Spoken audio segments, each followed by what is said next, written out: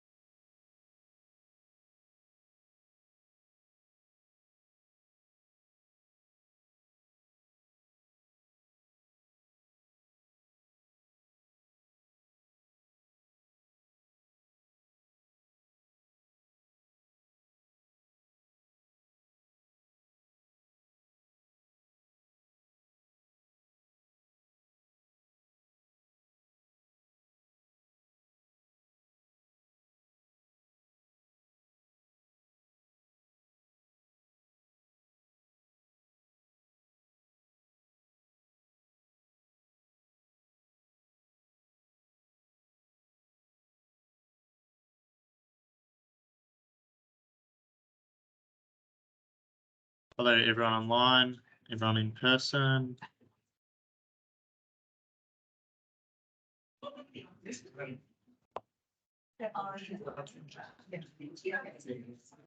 Can someone online just try talking for me?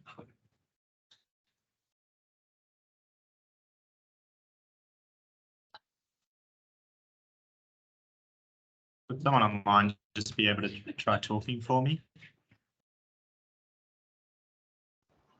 Hello. Okay, thank you, Timothy.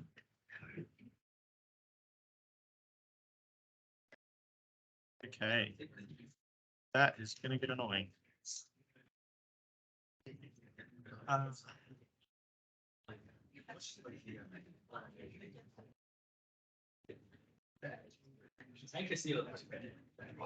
I feel like I don't really. I used to play for like 9.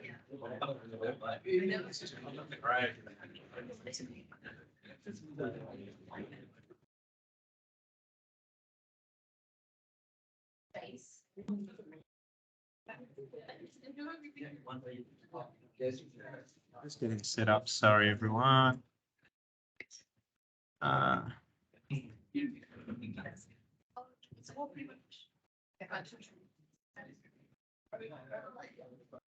just drop the link to the paper that we're working on this morning in the chat.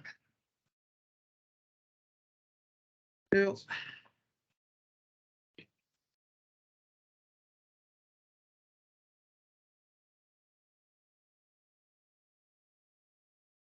Oh, that's going to be so. So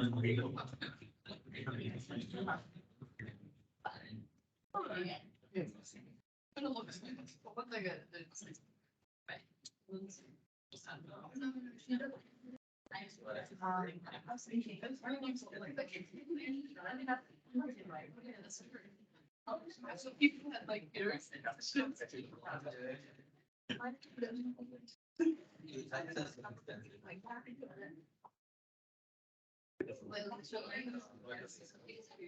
Yeah.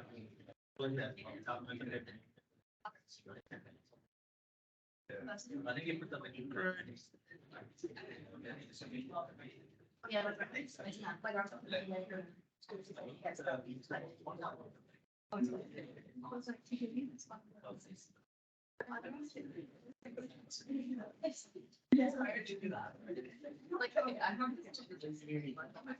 Low. Is the paper the name still like? Yeah, I just sent the link to the paper in the Teams. If anyone wants access to that, the paper is in the Teams chat. It's the 2013 Sem 2 paper or something, I think. That's what we're going to be going through in this first hour. And then the second hour, I'll just throw some questions to you and it'll be more collaborative. Yeah.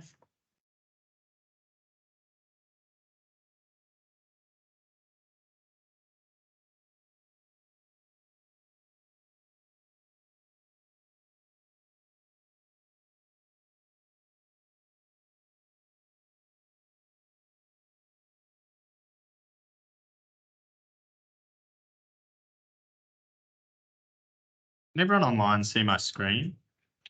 Oh, yeah. Okay.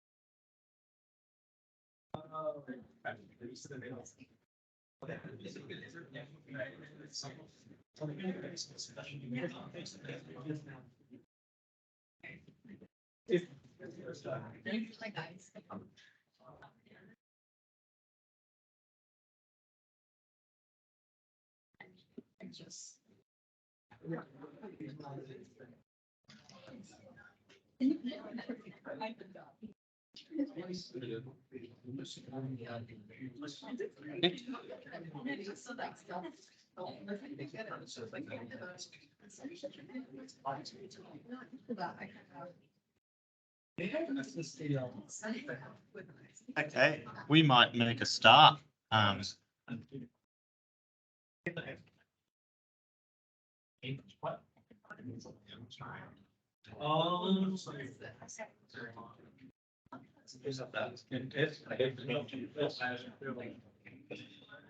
Okay, we're going to make a start, everybody. Thank you so much for coming. So just a bit of introduction. Thank you, everyone. Thank you. Welcome to the ELSOC ELEC1111 midterm crash course. Woo! When's the final? Friday. This Friday. Okay, good stuff. Oh, no, the final. Oh, sorry, the midterm.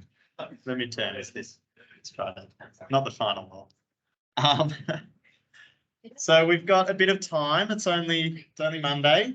My name's Peter. I'm fourth year Elec Eng. I used to be the ELSOC academics exec last year, but I'm now moved on. But I'm coming back to help you guys out with a bit of quad one. Yeah, so I posted the link for the link for the paper that we're going to look through in this first hour to the chat. Let me know if you can't see that. It's on something that hopefully might be super helpful for you, the ELSOC Google Drive. So just have a look at that one and work along with me on these questions if you feel comfortable. That's the best way to learn, is to work along. Yeah, come on in. No stress. That's fine to see. Cool. Okay, so question 1 is asking us to calculate the equivalent resistance RAB of the network at the terminals A and B just looking at this one, can anyone see any super simple simplifications, like quick simplifications we could make? What would our first step be? Just yell them out or put your hand up. 20 parallel 5. That's a good one. Nice, easy one.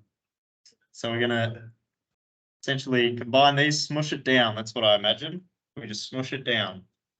Okay, I'm gonna quickly just redraw that change. So this is 20 parallel 5. And then that's 1. And from here to here was 20.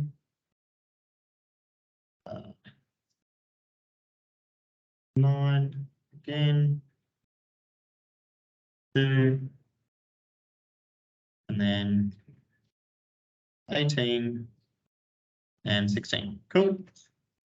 Any other simplifications now that we've brought it to this stage that people can see? The series of the parallel. I know what you mean. So this one, which one's it in series with? With the 1. Cool. Okay, so we're looking at combining this in series here, like this. Cool. Okay, I'll quickly draw that out.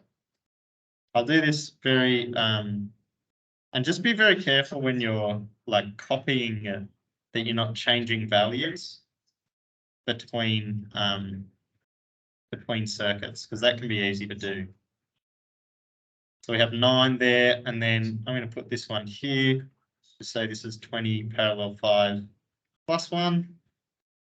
Nice. And then we still have this annoying 20 sort of diagonally there. And then the 2 here.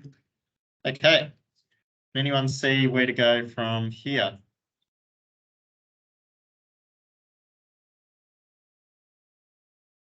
Any ideas? Yep. Yeah, okay. So this is, I really like how we've gone for a work our way from the outside in. So this one is in parallel with this one. And we're going to smush these together. Cool. So the reason that they're in parallel is because we can see this node here is the same as this node here. So they're in parallel. Very good. Okay, let me quickly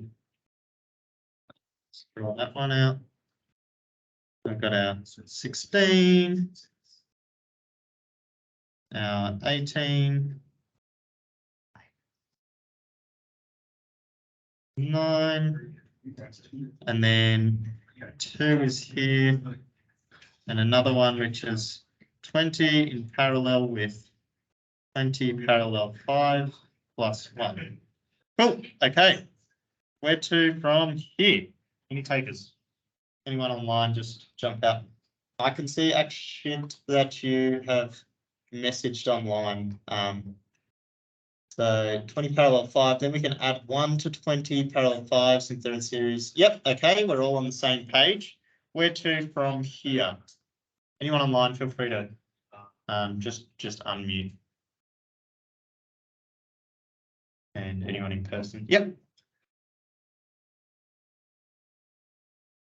Yes. Did I miswrite that? This one's like 20 parallel. It's like it's a funky one. Yeah. Yes, so this is one resistor, this is another. Those two in, how are they connected? In series, great. Okay, so we're going to chunk these down together. I'm just going to say that that's 2 plus, let's call this X. So we have one big resistor of value 2 plus X. Can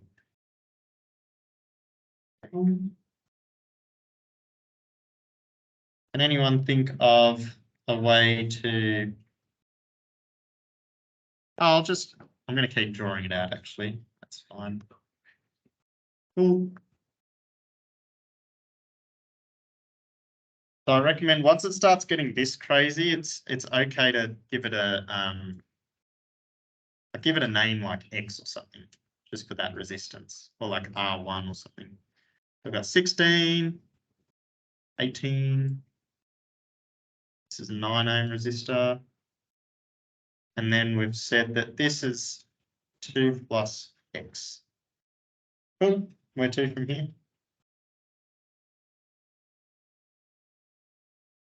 In parallel with 9 and 18. Wow, double whammy. So that was a suggestion from online. Thank you, Caleb. So we can see that this node here is the exact same as, oh, it's not the same. But we have 1 connection and 2 connection, which is hitting these 3. So we can combine all of those in series, in parallel. Right. So let's do that. 16. And this one is 18 parallel 9 parallel 2 plus X. And final step, well, second and final. How do we combine these two?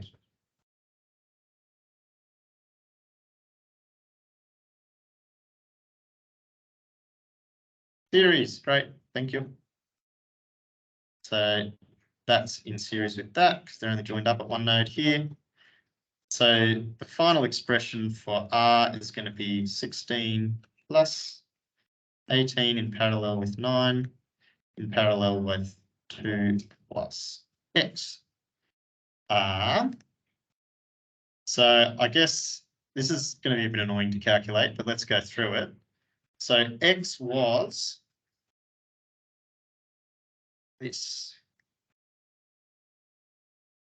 I'm going to bring that down here. So X is equal to that. So how do we calculate a parallel? Let's start with this parallel, 20 parallel 5. Does anyone know the quick way to calculate a parallel? Yep. 5 times 20 divided by 25. Yeah, correct. So 20 times 5, sorry about that, it just glitched out a bit, divided by 20 plus 5. Cool. I'll grab out my calculator.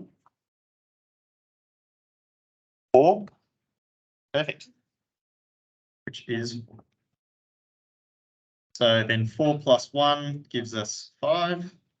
So then we need, again, 20 parallel 5, which gives us 4.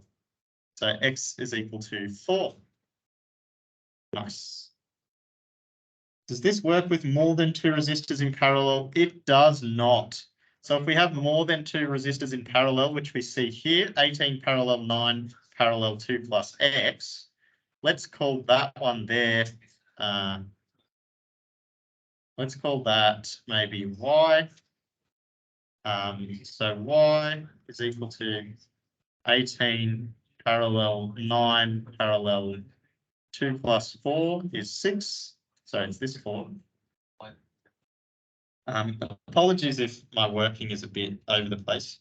Tom, yeah, thank you, Brian, on the Google Drive. Yes, yeah, looking. I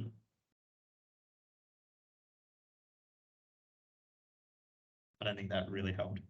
For more than 2 in parallel, we need to use the parallel formula.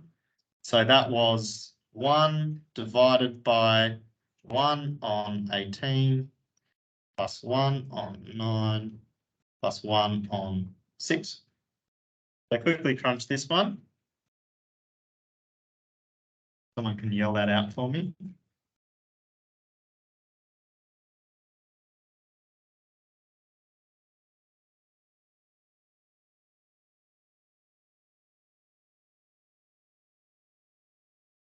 It's 3. Great. So Y is equal to 3, which means we have R is equal to 16 plus 3.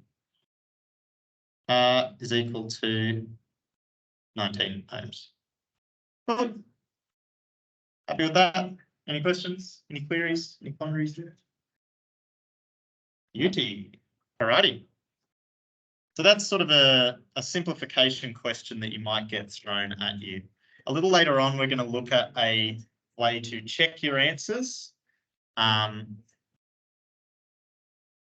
Actually, why don't we do that now? So let's say we didn't get given the answers to this question. We just got given a random collection of resistors. I'm going to go to something called Folstab, which is a circuit simulator on your browser. And we can create a new blank circuit, draw some resistors in. So I'm going to draw one from here to here. I'll just zoom in. Here to here. Here to here. And across. And this might just help with your preparation. If you run out of questions to practice on, you can literally just draw your own wacky combinations of resistors and just practice. So then I'll put a wire.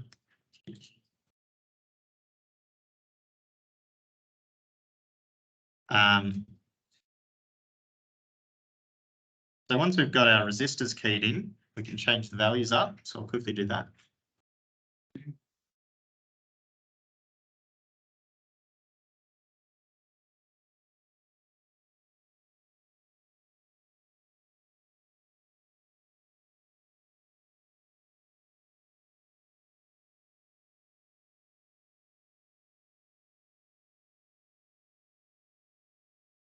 Bless you.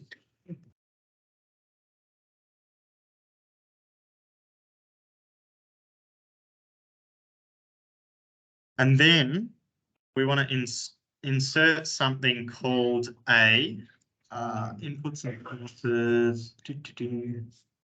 outputs and ohm meter. So we're going to start down here and put it up to there. And I don't know why that's not reading off the. Let me just have a look at this. Yeah, there you go. R equals 19 ohms. Is that okay for everyone? Whoops, I just changed it. So if you hover over this ohm meter, it says R equals 19 ohms, exactly like we thought. Another way you could test this is if you put a 1 amp current source and then read the voltage across that. What would you expect the voltage across a 1 amp current source to be in this example? Any ideas? 19 volts. Yep. So I could add a, yeah, we won't worry about that. I can't find the current source. Anywho, that's the first example. Okay. Moving on. So that was this one. Part 2. Oh, yeah. Yep.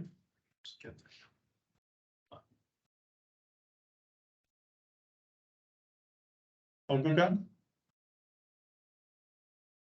No worries. Cool. Okay. Part 2. So that was part 1. Let's go to part 2.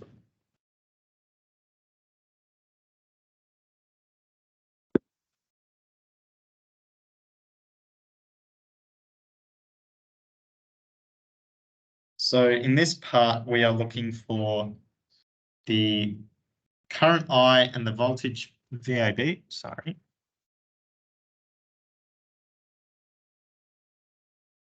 For the circuit below, and then we're trying to find the power absorbed or supplied by pretty much everything in the circuit. So the current I is flowing around. Just going to label it like this. That's super clear. Cool. So current I is flowing around this way. We want to find that, and then also the voltage between nodes A and B. So for part IA,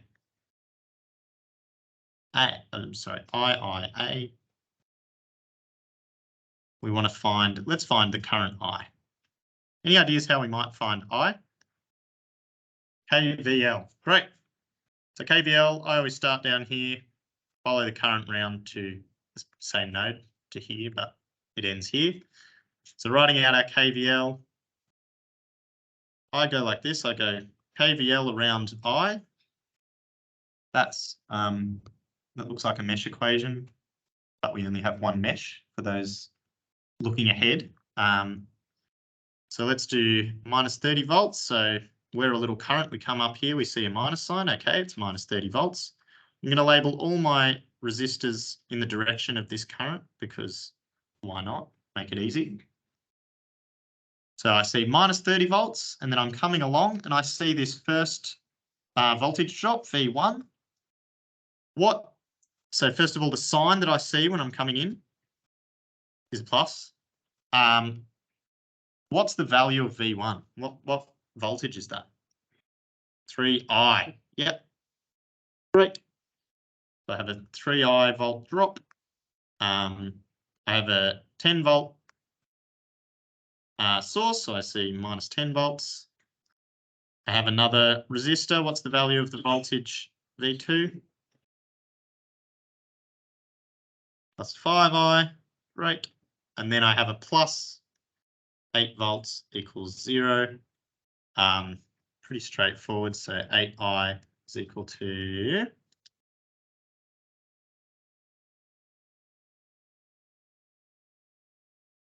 2 I is 4. Yep, great. So we found I. A simpler way that we could have done this is actually if we're just looking for the current, we can sum these resistors in series and we can sum these voltage sources in series. So what would the equivalent circuit for this look like?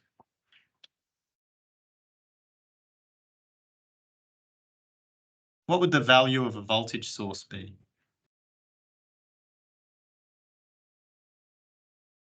So I'm telling you that this can be a voltage source with the value of something in series with a resistance with a value of something.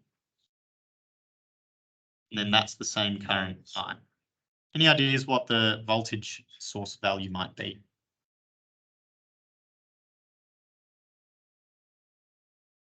$32. Great. So that's because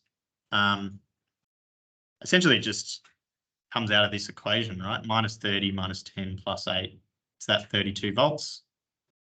And then the resistance, these two are just in series, 8 ohms. And then I is V on R. Anywho, we found our I. The reason that we might do this KVL and leave these resistors separated is because this voltage VAB is between between the two resistors. So if we combine them, we lose a sense of where that voltage was sitting. So let's do part. This is just the same part. Any ideas how we might find voltage VAB? Two mesh currents is, yeah, there's not really a connection here.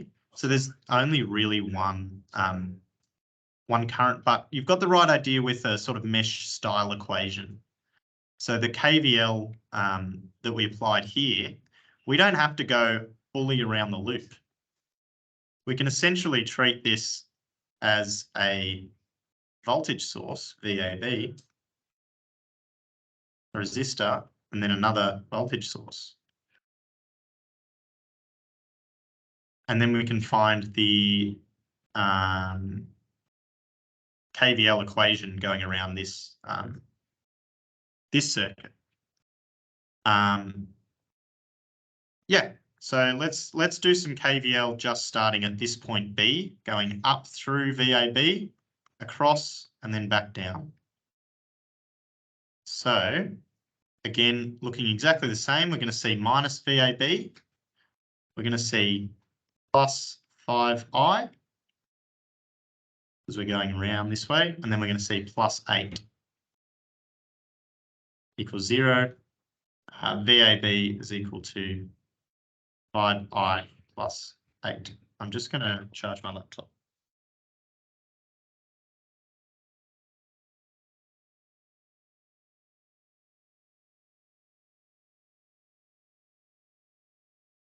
Got there just in time by the look of it. Oh, no, I didn't. Okay. So VAB is 5I plus 8. We know that that's 4 amps is I, so this is going to be 28 volts. There are a bunch of other ways that we could have got to this voltage. So we could have done a KVL equation on this other side. So gotten minus 30 plus 3I minus 10 plus VAB equals 0. So that's sort of a KVL all the way around here. But that wasn't necessary. You can just do it whichever way you see fit. We could also consider that this was ground, and then the voltage at A is just going to be the sum of these two voltages, 8 plus 5I, which is what we got from the KVL equation anyway.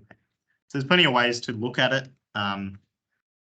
If in doubt, just write a KVL equation around a loop that has your voltage in it somewhere. That's my advice. Like it might look a bit wacky, but KVL will always get you something. Yeah. Any questions on those first two? Finding the current or the voltage? Sweet. Okie doke. So let's go now to the power absorbed or supplied by each of the elements. So let's start with, I might just go around the circle and where's my eraser? Jeez.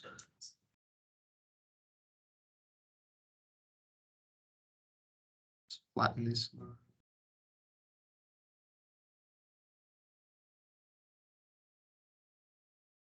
Okay, I can't do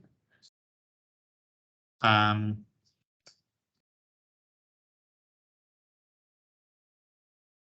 Okay, that's so this is going to be 1, 2, 3, 4, and 5. So if you get these sort of exam style questions where they ask you to do a whole bunch of stuff, just be systematic with it so that you don't get confused. So we'll go part B. And then number 1 is the 30-volt source. So we have a current entering the negative terminal. So according to something called the passive sign convention, what's the sign of this power going to be? Minus. Excellent. So P1 is going to be minus. The current entering is 4. And the voltage is 30 volts. Minus 120 volts. Watts, beg your pardon. So make sure you write your units in. Lecturers love it when you write units and they despise you if you don't write units. That'll become especially important if you start working with like kilo ohms or milliamps, those sorts of things, because you can get your answer off by like thousands and that's pretty sus. Cool. So P2 is the power absorbed / supplied by this resistor. Can resistors supply power? No. Do we think no? Or do we think yes? Hands up for no. Hands up for yes.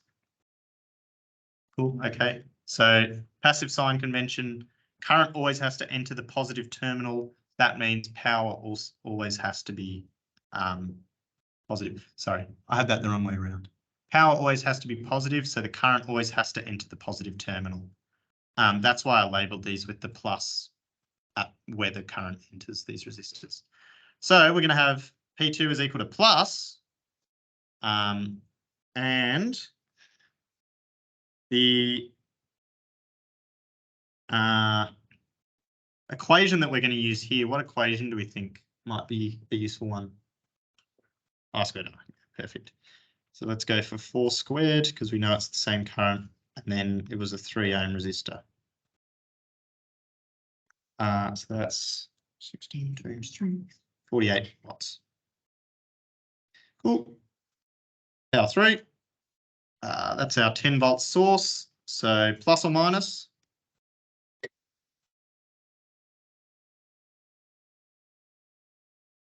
Looks like a minus, yep. So minus, and then I know I'm writing this the wrong way. I'm writing it IV, but minus 4 amps times 10 volts, 40 watts. P4 is exactly the same. Sorry if I'm making motions here. P4 is exactly the same as the other one was. So we have passive sign convention. The current has to enter that positive terminal for the power to be positive on this 5 ohm resistor. So we're going to dissipate plus 4 amps squared times 5 ohms, which is 80 watts. And then the final power, I guess the trick power. So what terminal is the current entering? Positive terminal. That means our power is positive or negative. Who thinks positive? Hands up. And on line 2. Who thinks positive power? Yep, cool. Who thinks negative power?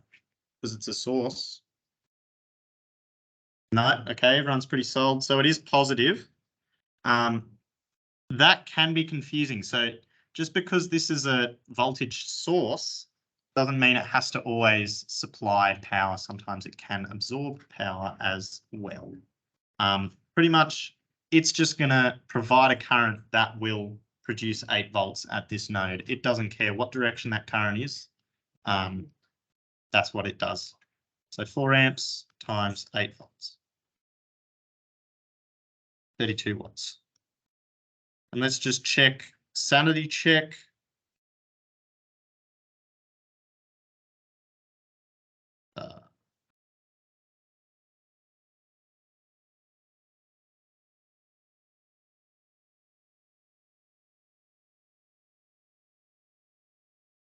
I did, thank you very much. Be very careful of your minus signs. It's not worth losing a mark for something like that. Okay, so how do we check I already heard it mentioned, but any ideas how we might sanity check these answers? Yeah, so the power in a circuit should add up to 0. So minus 120 plus 48 minus 40 plus 80 plus 32 is 0. Great. Any questions about that?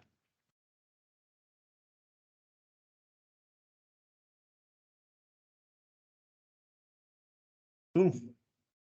Okie dokie. Does anyone need me to go back to any parts or? Sorry, people online, I am trying to keep an eye on the chat. Cool. Okie doke. Let's move right along to question 2. Great. So this question wants us to use nodal to write down enough equations to be able to solve the voltages V1, V2, and V3.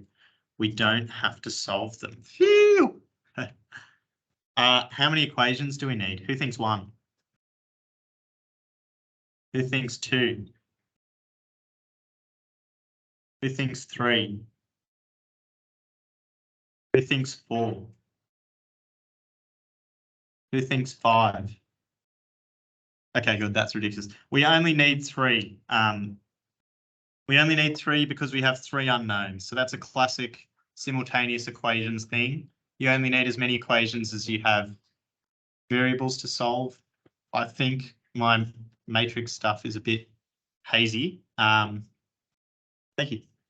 But yeah, we're looking for 3 equations. So let's start with V1. So how do we do nodal? How do we write these equations?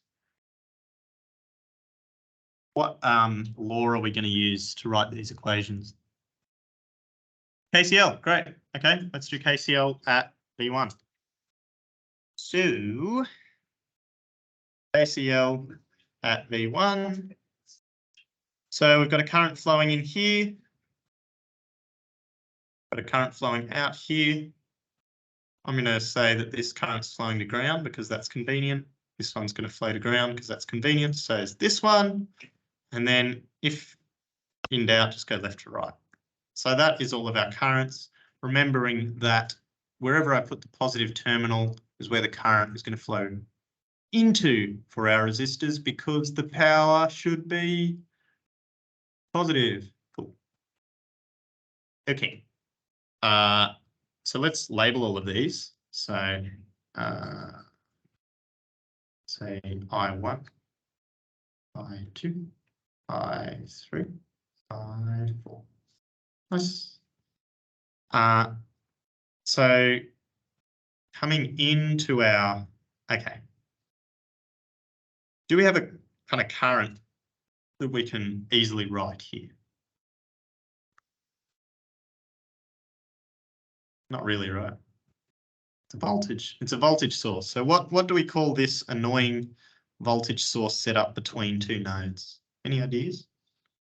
Supernode. One will be a constraint equation cos supernode. Thank you. Thank you very much, everyone online. So we've got our supernode here. I'll make it a bit easier to see it. That's going to pose a little bit of a problem to us. So we're going to call this our supernode. So let's do KCL, sorry, into the supernode.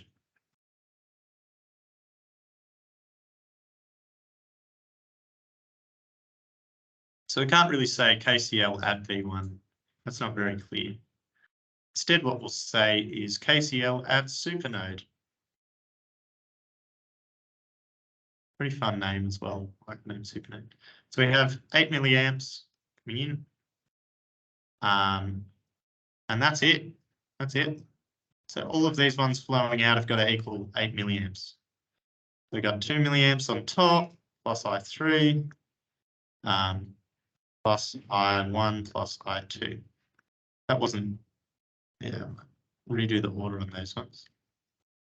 I1 plus I2 plus I3. Cool.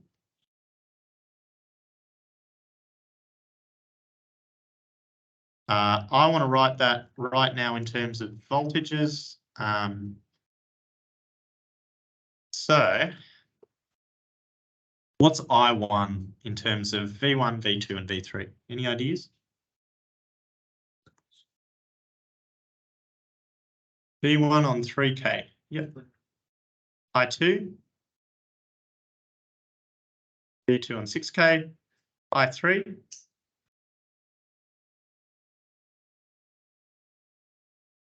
Not quite. So the way that I've drawn I3, it's flowing from left to right.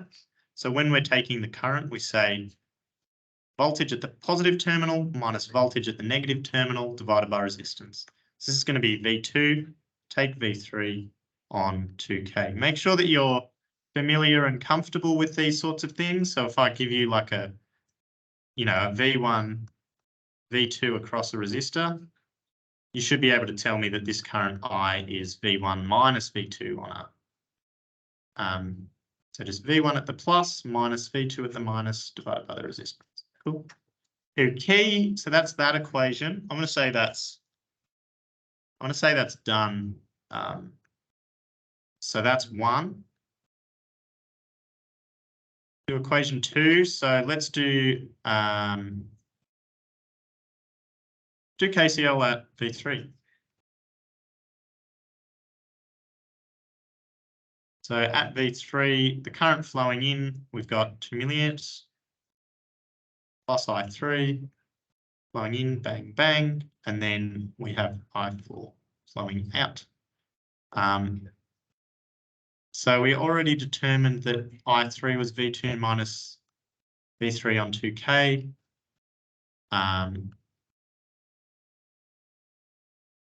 This is V2 minus V3 on 2K. What's I4?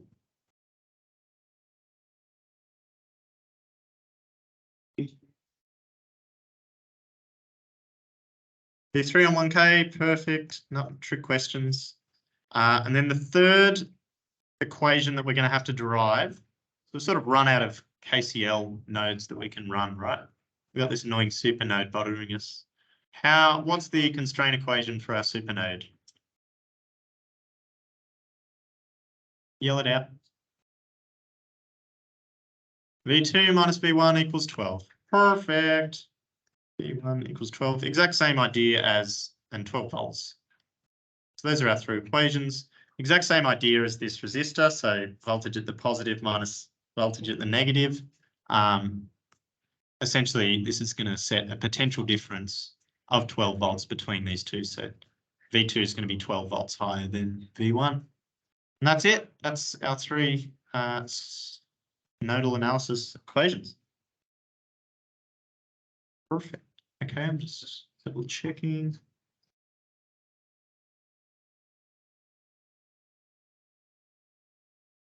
Yeah, nice. Okay. Any questions, any queries, quandaries? Thanks those online sending in answers as well. Yep. Yeah. Look, probably not. If in doubt, leave it at that and move on to the harder questions and then come back and simplify it. Like, there's no point spending 15 minutes simplifying it, or, you know, even a minute when you could be giving that minute to a question that needs it. These are valid equations. They're not perfect, but yes. Good question. Thanks. Any other questions?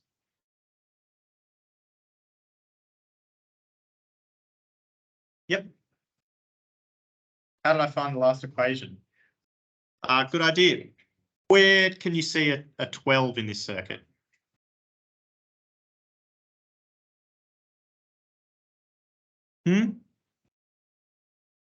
On the supernode, correct. So we have something called a constraint equation. And what that means is that we treat this these two nodes combined as one big node. So we just look at all of the currents flowing in and out of that node. And then we can look inside of it and say, well, what's actually happening there? And get another equation that says, well, V2 is equal to V1 plus 12, right? Because if you imagine this voltage, all this source is going to do is just add 12 to that. So V2 equals V1 plus 12, or V2 minus V1 equals 12. So that's where they're going to be. Cool. Okay. I think we're just about ready to move on. Let's look at the next question. Okay, this one's a bit of a different change of pace. So superposition. What does superposition entail? Can anyone give a quick, brief idea? Yep. Shh, everybody, we're listening.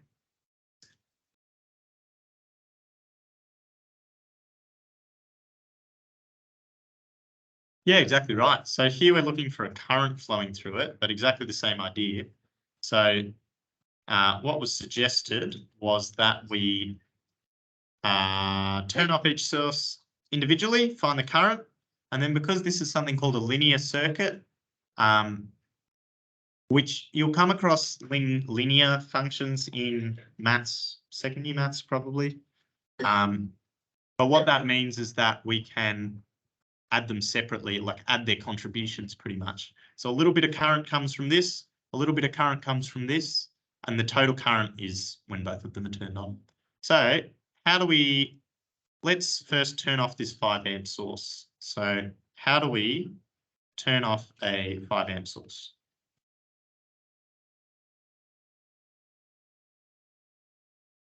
Yeah, I heard something there. Do we open circuit or short circuit current sources? Who thinks open circuit? Hands up. Who thinks short circuit for a current source? Who doesn't know?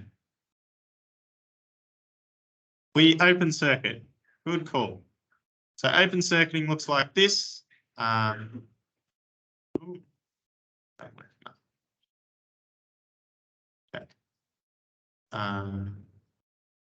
It's going to try and get rid of this. So we open circuit that, essentially that's disconnecting it. We imagine it's not even there. I should probably redraw this back. So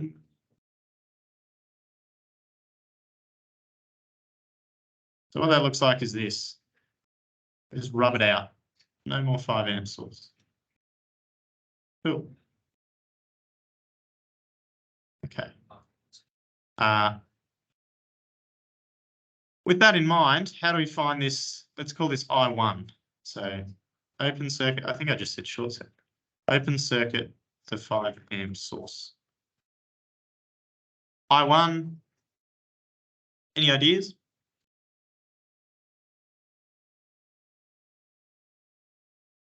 It's not super convenient.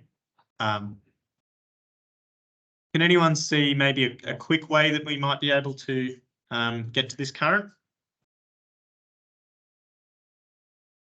Yeah, that's a good idea. So if we know the voltage at this node, right, then the current through here is really easy. It's just that voltage divided by 12. If we want to get that voltage, we can do something tricky where we combine these two, and then we have a voltage divider. So circuit that I'm thinking of has a 800 volt source. That is very large voltage, 40 ohms. And then this is going to be 12 parallel 60 ohms. Quickly computing that, 12 times 60 on 12 plus 60.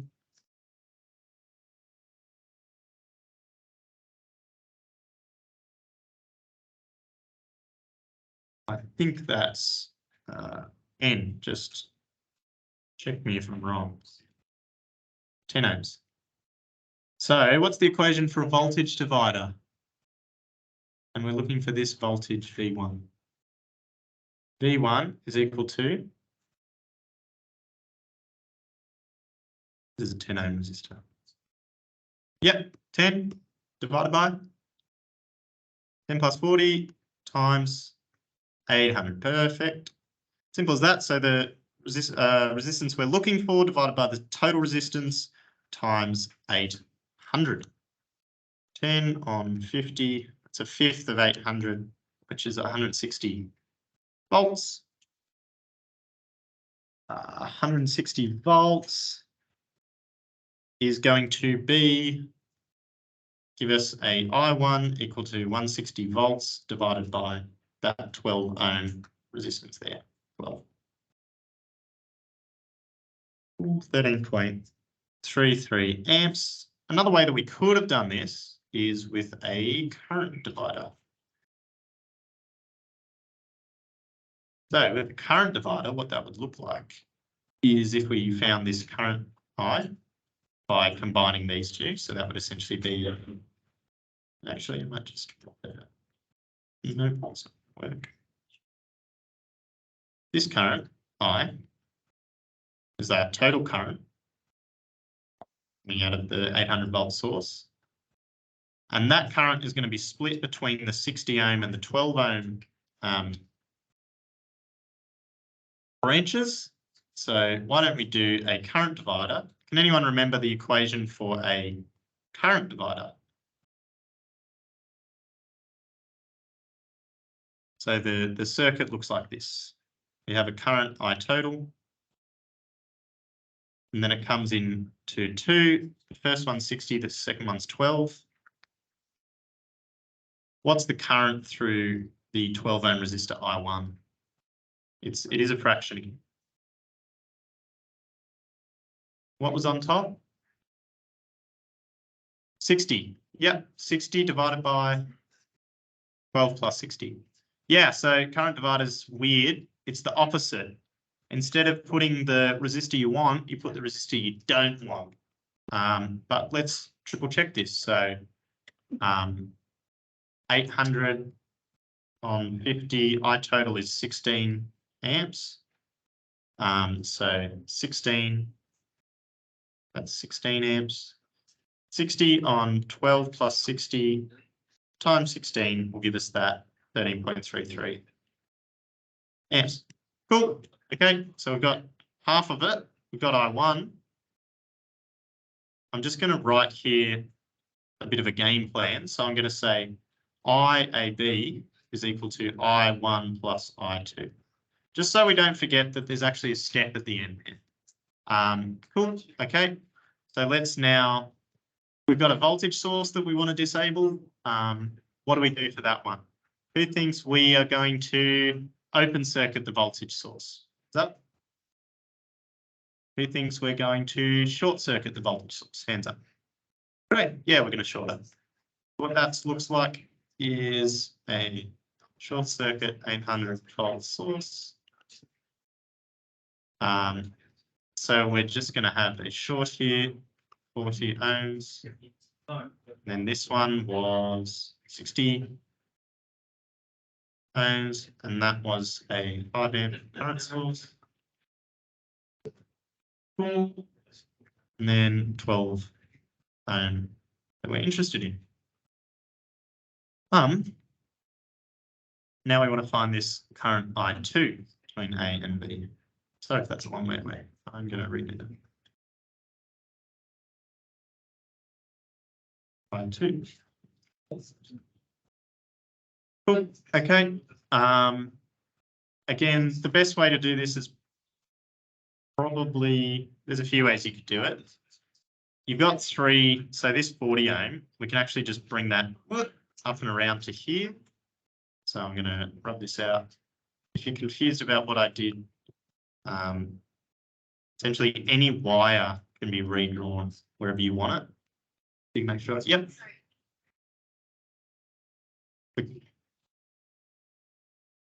Yeah, sure. So the total current is just this voltage divided by the sum of these two. So 16 is 800 on 50. So there is still steps, if that makes sense. It just depends which steps you want to take. So either you can find the total current flowing in here, this is I total, and then look at it branching out, or you can find the voltage at this node, and then that's going to give you that current. There's a few different ways. Thanks for the question. Yep, I can see there's a few voltage division ideas, so no one really wanted to go for the current division. That's fair. It's a bit, voltage divider makes more sense. Current divider is a bit more annoying. No worries.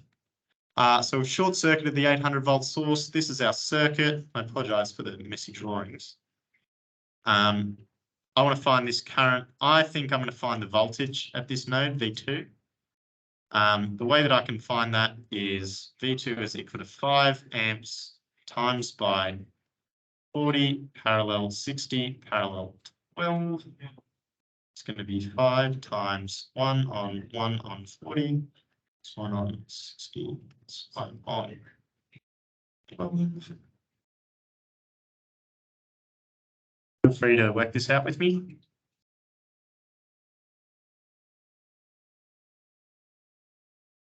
Uh, 8 times 5, 40. So this is 8 ohms.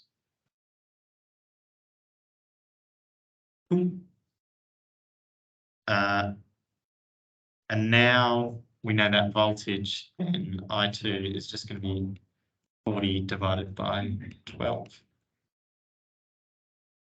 which is 3.33 amps. If you're worried about like decimal places, that sort of things, we get those questions a lot. Just do it reasonable, do it to 2 or 3. I think they'll be pretty fine with that. Don't do it to like 50 or something because no one's got time. Yeah. So then what's the final step? Am I done? Can I finish this question? No, why not? I haven't even answered the question yet. What the heck? I've been doing all this working and I haven't even answered it. Are you kidding me? What do we need to do to answer this question? Let me go up to the question. So it's to determine the current that would flow in the 12 ohm resistor. I found 2 currents. My last step is just to add them up. So add contributions. Nice. So IAB equals I1 plus I2, which is going to be 30.33 plus 3.33.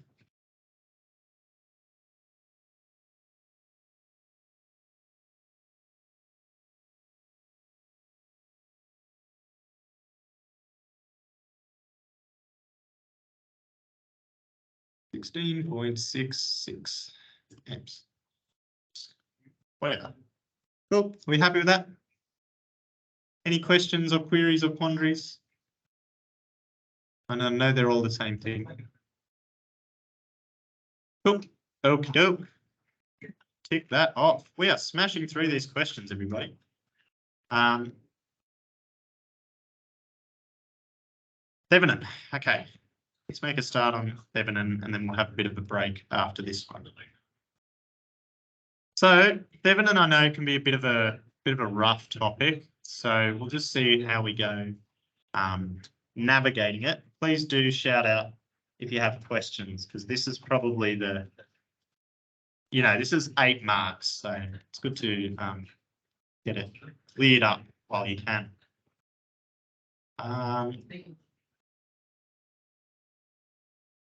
Actually, yeah, okay.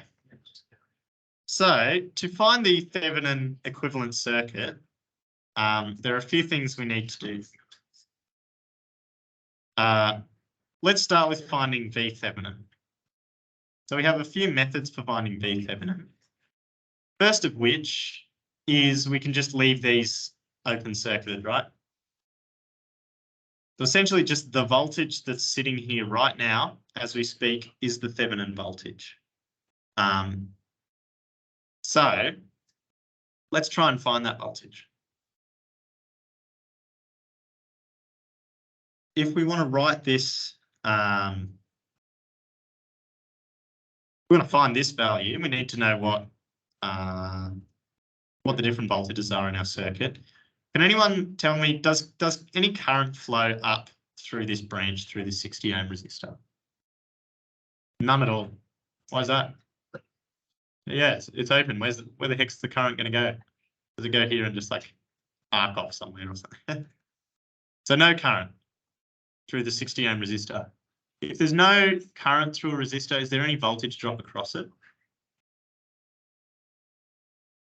No, there isn't, right?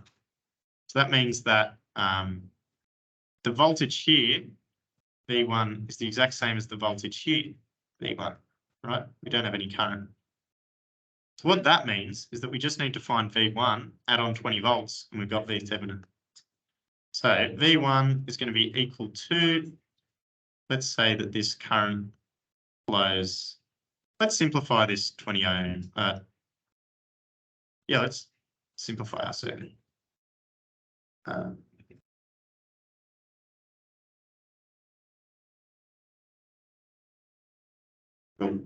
So we can combine these two in parallel, right? So they become 10 times 20, 10 times 20 on 10 plus 20, which is 6.67 ohms.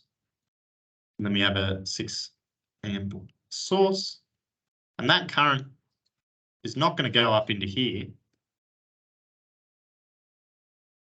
So it's just going to go zip straight down into this resistor. That means that the voltage V1 at this node is literally just going to be V1 equals 6 amps times 6.667 ohms.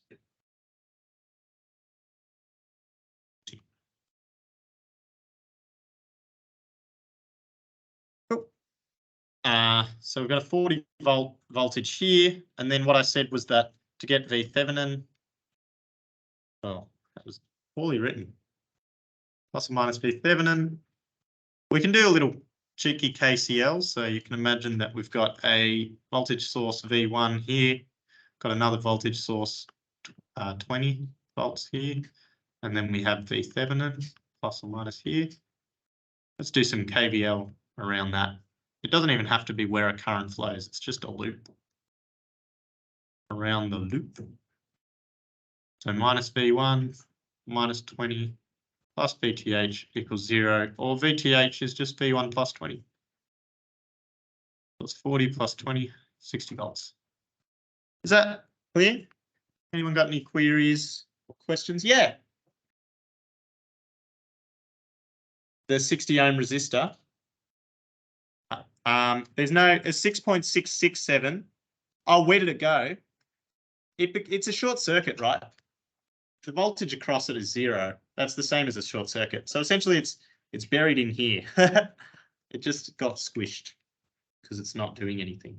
It's not resisting anything because there's no current to resist. If that makes sense. Yeah, good question. Any other questions? Yeah.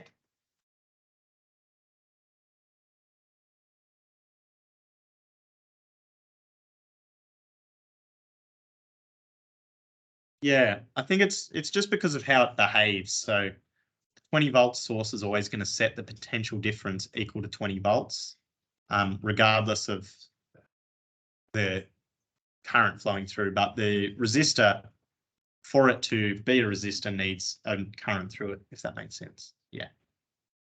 So essentially, if there's no current flowing in a branch, resistors aren't going to do anything, but your voltage source definitely will still remain voltage sources. Yeah. Any other questions? Yeah.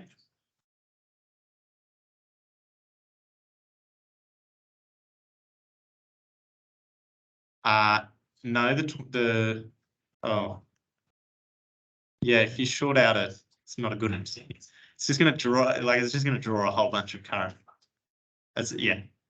It's just going to draw a lot of current and break, because this is essentially saying it's 0 volts, right? But this is saying, no, it's 20 volts, 0 volts, 20 volts, 0 volts. Not a good idea. Yeah.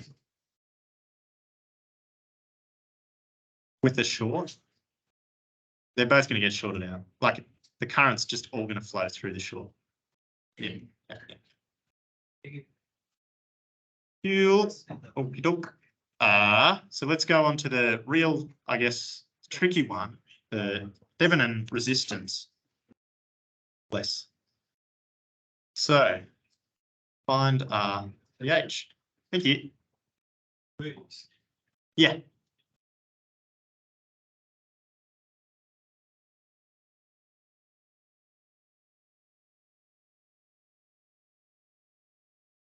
Why would it be V1 minus 30 plus V1 minus 20 plus VT? plus VTH. The V1 minus 20 plus.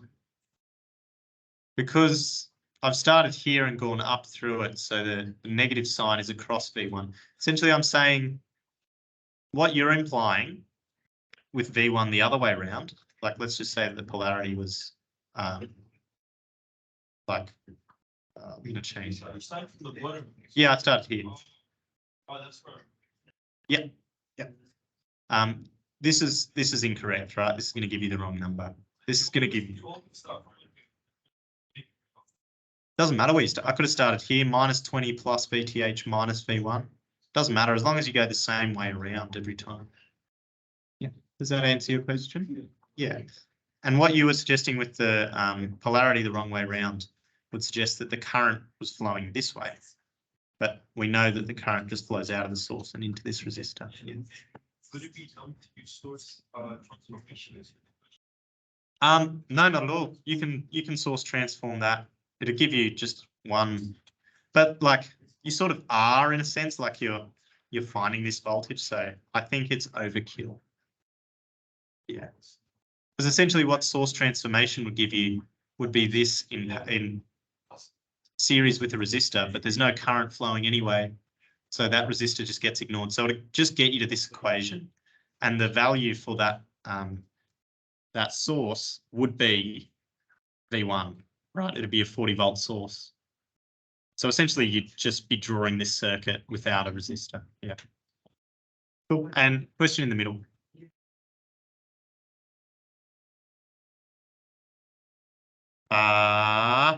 The resistor would still be there, but what I'm saying is if we source transform this and get like a series resistor,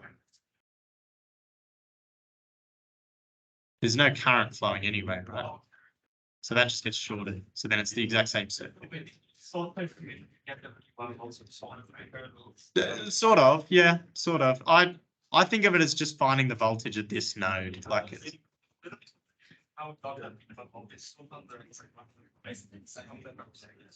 Yeah, I see what you mean. It's not super clear. I probably could have drawn it like this. Thanks for picking that up. Probably could have drawn it differently. Basically, you did not calculate for the next change and that's like a 6.6. Yeah. Yeah, correct. Yeah, that's a good way to do it. So I'll pretend that I've done a source transformation, but then the current is 0. Yep. Hopefully that clarifies a bit. I'm just sort of jumping through. Cool. There's a question. Can you just source transform 6A to 6 amp and then simplify? Yeah, I mean, yeah, you can do that too, and that'll get you to the Thevenin equivalent. We'll look at that afterwards. Caleb. Cool. This is more for, I guess, general knowledge. So now let's look for R Thevenin. Sorry, everyone. I think we might have gone off track a little. I lost my picture. Okay. So to find the R Thevenin, do we have any dependent sources here? No dependent sources. So what do we do to find R Thevenin? Yeah, back. Sorry, everyone, I'm just trying to listen. How do we find R Thevenin if we only have independent sources? Yeah, short the voltages, open the current source. So if we short our voltage source, that's going to be A here, just becomes a short circuit here. 60 ohms. I'll just come back to this drawing.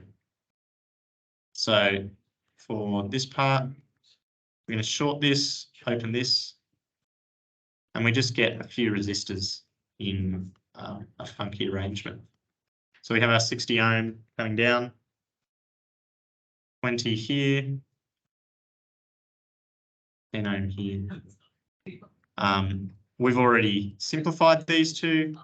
So when we put them in parallel, it's 6.67 ohms. So R Thevenin is going to be just 60 plus 6.67, which is 66.67 ohms. Let's put it all together. So just like the source transformation, we're not done here quite yet. So we need to combine them. So we get our plus or minus 40 volt. Beg your pardon, it wasn't 40 volts, it was 60 volts.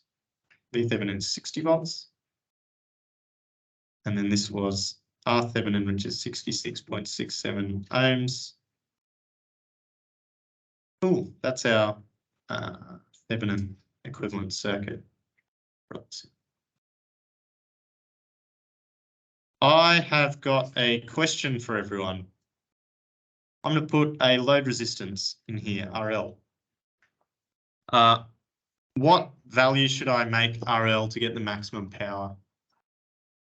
Make it R Thevenin. Yeah, great.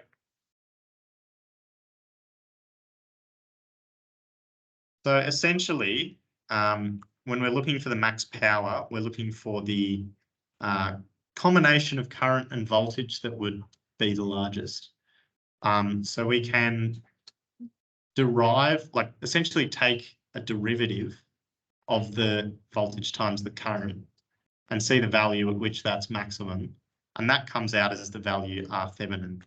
So if I wanted to find that power in terms of V Thevenin and R Thevenin, does anyone remember that equation? On 4 RTH. And the reason that it's divided by 4 is because this load voltage is V Thevenin divided by 2, right? Because we have a voltage divider, both of these are exactly the same. So it's just going to split the voltage right down the middle. So that's the same as VTH on 2 squared divided by R Thevenin. It's essentially just our load V squared on R. Does that make sense? So we could crunch these numbers if we wanted. Why don't we have a look at what that power would come out as? So 60 squared on 4 times 66.67. So the best that we can ever get, for a power output from this circuit, it's going to be 13.5 watts. That's the best we can get. Cool. You might get asked a question like that. Pretty straightforward. Just make sure you understand what voltage you're deriving, where it's coming from. Yeah. Okay. We might take a quick break, a little 5-10 minute break. We'll come back at 4:15. Yeah, grab some water, go to the bathroom, whatever you need to do.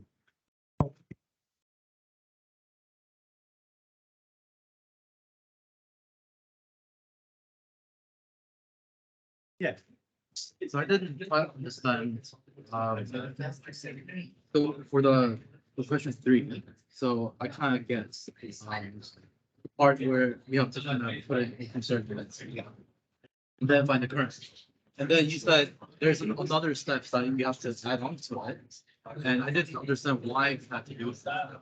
If we find the current over here, wouldn't that be the same as 12 ohm resistor? We'll have the same. The current here. Well, the current by using the voltage divider. So we get the volts and then we do Yeah, right. It's not because your explanation, you added another explanation sometimes. You add that up and then there was the answer. Yeah. I didn't quite get it why you have to do that. So essentially, the original circuit, you see how it also has a 5 amp source. So for this current, you've only found the current this source is supplying, but there's also a current that this source is supplying. That was the second step. You have to short that one and find the current of this one. That's why, and then you have the, that's the total. that's a total part. Yeah. All right, thank you. No worries. Okay. Yeah.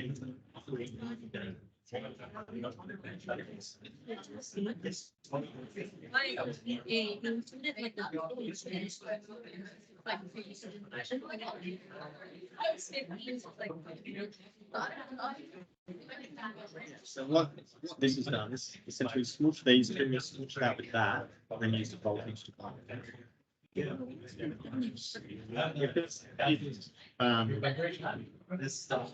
Like if you imagine smooshing, combine these two, you combine that, and then the voltage between those two is across that resistance. That's why we can combine it. No, it stays in it. Essentially what we're saying is with this voltage divider, we're saying what's the current through all of these acting at the same time. Because it's being. Yeah. No, VAB is the same as VA. Yeah. Sorry, that. So the voltage of VAB is the same as VA. Because essentially VA is just VA minus VC. That's what you must be getting at. The VAB equals VAB. These also. It's different from VAC.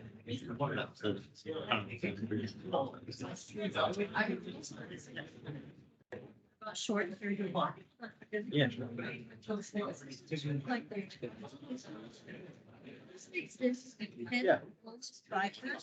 With the. Correct. Because essentially bypass means you're in parallel with the short circuit. Neither of those two is in parallel with the short circuit. So these are like in parallel with each other. Yeah. Yeah. 10 is in parallel. Correct. Yes. So you see how 10 at both of those nodes is connected to the short circuit, whereas these ones, each of them's only connected to the So it's connected by 2. Yes. No worries. Hi, I just get the email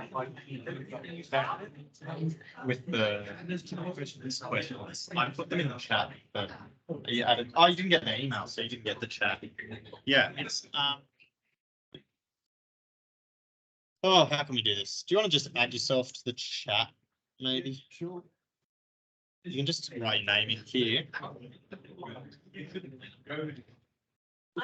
And you get added, and then you have access to the form as well.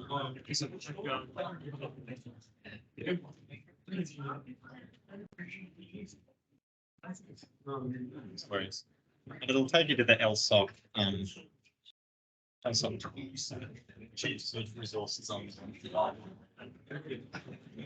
Thanks. Hey crew. So When we consider the evidence circuit, yeah. We remove the sources, right? We have to be like, circuit them. Depends what sort of sources. So what do you do to a current source? Is open circuit. Correct. And what do you do to a voltage source? Yeah, Same thing for Arthur. yeah, same for Arthur. So we essentially just connect. What do you do here? Do you leave them like that? No, there was a voltage source here. So does that become?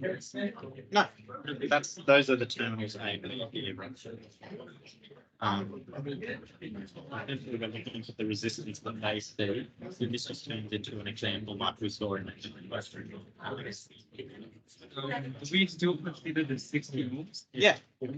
but then isn't that, I'm worried because then it's this resistance. No, not in this case, there would be, if we put like this through scheme, like low one current in, then we get current line. Remember that simulation that I showed? Yeah. Where you put one case going around to see what the voltage is?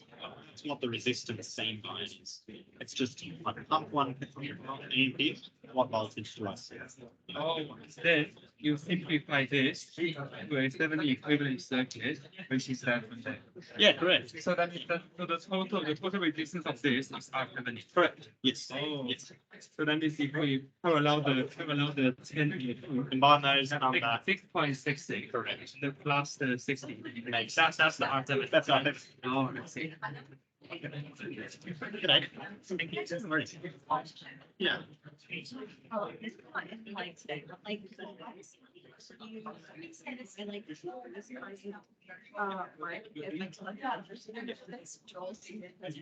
So that's your like initial. W2, which would be. It's actually like. Yeah. So you just see 20. But they, like, in like. Yeah, the solution, it's like, plus 40, and then I'm not 40. Yeah. So then. It just comes out when you integrate this, right? Sorry.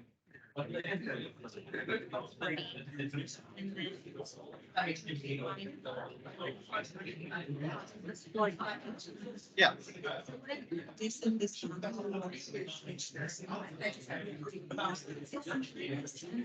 Yeah, minus. You've got to be careful. Yeah. I'm very confused about the current dividers. Yeah. The current divider, yeah.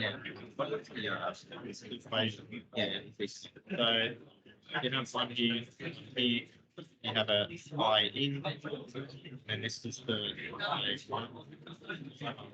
And one is I in. Sorry. I in times by R2 divided by SR2. And that just comes out of looking at textbook. That's all. Yeah. But then there's one and one. It's just the two. Okay. But what you do, like that case, Is this one? like you only want to know one of the currents here, right? So just smush those two together, Oh, yeah, yeah, yeah. That's, and then you've got the currents.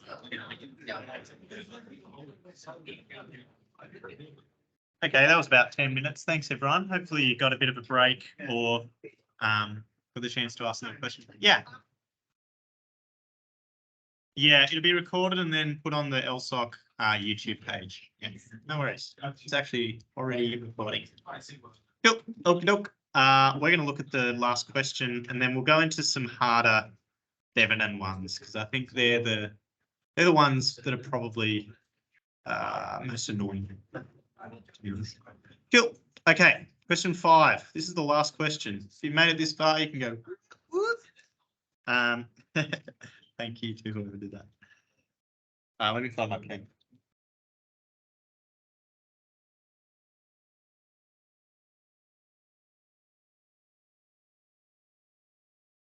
Sorry, I've lost my little pen thing. Yeah, dude. Cool.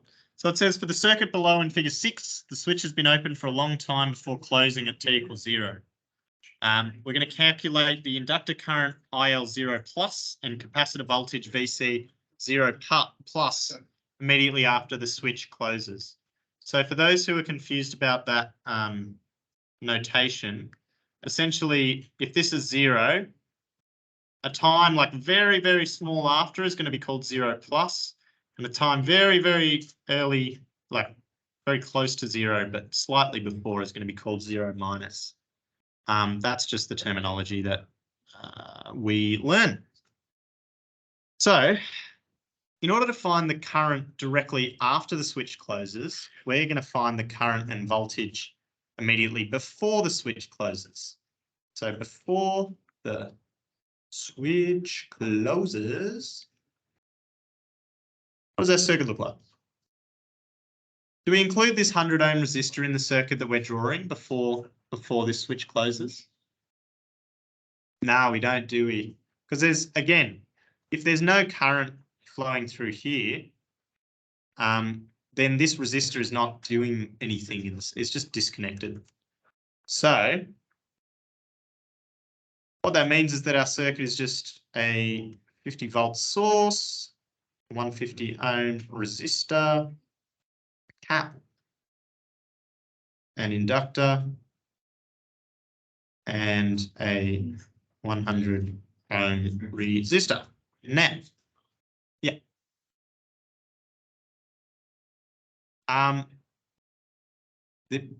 We may have done inductors. If not, don't worry about this. Pretend it's a capacitor. No, don't do that. That's a bad idea. I'll show it to you because you're going to learn it eventually, so might as well see it. So we're going to assume that the switch has been open for a long time before closing at t equals 0. That means that our circuit has reached something SS. Does anyone know what SS might be? Steady state, not solid state. That's a different thing. Steady state. So in steady state, our capacitors are fully charged up. What that means is that they are going to act like a, who thinks capacitors act like a short circuit at steady state? Cool. Who thinks they act as an open circuit at steady state? Cool. Okay. Thank you everyone online as well voting. They act like an open circuit. So we can pretty much just rub it out like this. It's an open circuit. It's not going to let any DC through. Very nice. I guess inductors behave opposite to capacitors. So an inductor is going to act like a short circuit at steady state. So at steady state, app is open circuit. Inductor is short circuit. Ooh. Yes. The hint is that it's been open for a long time. So what that means is that any transient changes from our capacitor or inductor have happened and it's just chilling in its steady state. Yeah. Yep. Questions. Was there one up the back? Nope. Was there one there? Nope. Was there one at the front? Cool. Okay. So we're going to look at the current through here. I'm going to call this IL0 minus, and we're going to look at the voltage here. This is going to be VC0 minus. So it's a pretty simple circuit, to be honest. Who can tell me the value of IL0 minus?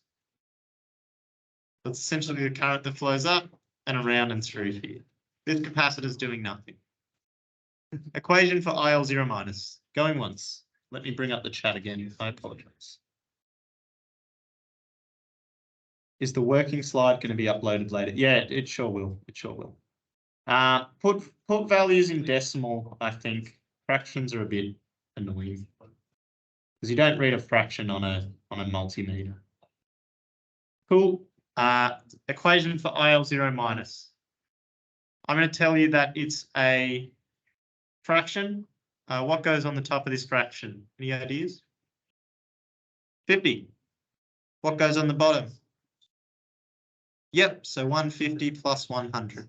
So essentially the initial current through our inductor, if it's in steady state, is just going to be the voltage divided by the total resistance. So 50 on 250, 0.2 amps. And who can tell me what the voltage across the capacitor before the switch shuts is going to be? So it's essentially the voltage at this node. Let me draw that a bit neater for you. Oh, I just got a little too much. Oops. So I want the voltage at this point, and you might see it like this. 0 minus. You might also, if I redo it, it looks like. Don't be afraid to redo your circuits to make them a bit clearer.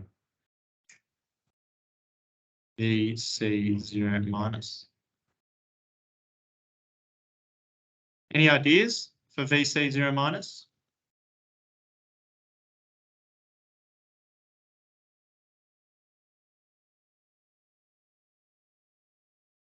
Not quite 50, so remember this is a voltage divider. So we're going to break down this voltage. But it's a good guess, because it is an open circuit, but it doesn't open circuit the whole things. So if it had open circuit this 100 ohm resistor, it would have been 50 volts because there's no current. I don't know if it's 20 or not. What sort of analysis should we use here? You guys have got Inmar, right? Inmar's favorite. V divider, let's do it. So it's the voltage across the 100 ohm resistor. So we're going to do 100 divided by 100 plus 150 times by our 50 volt source.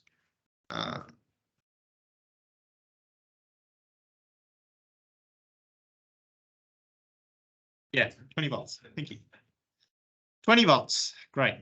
So we found the voltage across this capacitor at steady state right before zero, and also the current through the inductor right before zero.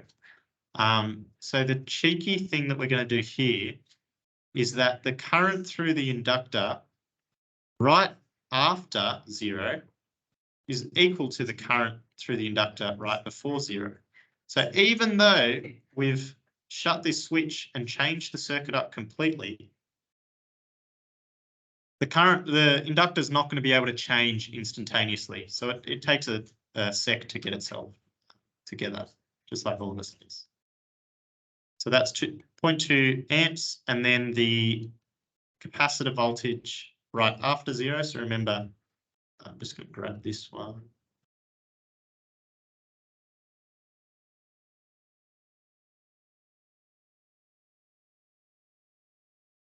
So essentially right before zero, it's going to have the same voltage across it as right after zero, 0 minus, which was 20 volts.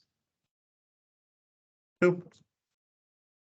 Any questions there? So you can see inductors are pretty much the same as capacitors, but with currents instead of voltages, and they become shorts instead of opens. Cool. Okay, second half of the question was about calculating the inductor current and the capacitor voltage as t approaches infinity. So this is part I. So let's draw our as t approaches infinity circuit.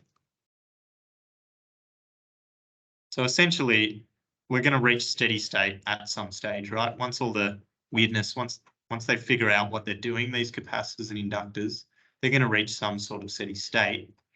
So what that means is for DC steady state, again, we're going to open our cap and shut our inductor. The difference is that we've added in a 100 ohm resistor. So this is where our cap was, but it's at steady state. This is where our inductor was, but it's at steady state. Got our 100 ohm resistor here. And then we've had our switch shut. And then we have another 100 ohm resistor.